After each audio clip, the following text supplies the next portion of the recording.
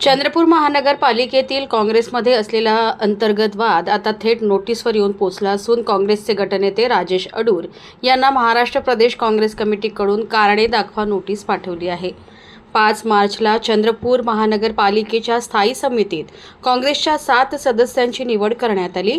मात्र सर्व 7ही जागांवर विजय वडेट्टीवार गटाचा नगरसेवकाची निवड करण्यात आल्याने खासदार प्रतिभा धानोरकर यांच्या गटाने मनपा सभागृहात तीव्र विरोध केला।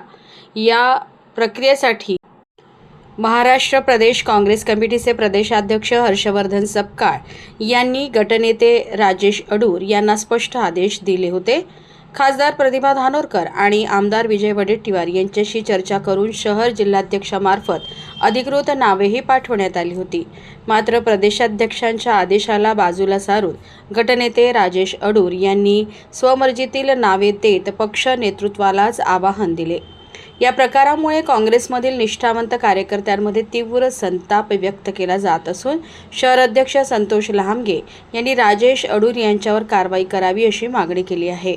महाराष्ट्र प्रदेश काँग्रेस कमिटीचे वरिष्ठ उपाध्यक्ष गणेश पाटील यांनी या प्रकरणाची दखल घेऊन काँग्रेसचे गटनेते राजेश अडूर यांना कारणे दाखवा नोटीस पाठविली आहे। 3 दिवसात लेखी खुलासा करावा अन्यथा पक्षशिस्त भंगाची कारवाई करण्यात येईल असे या पत्रात म्हटले आहे।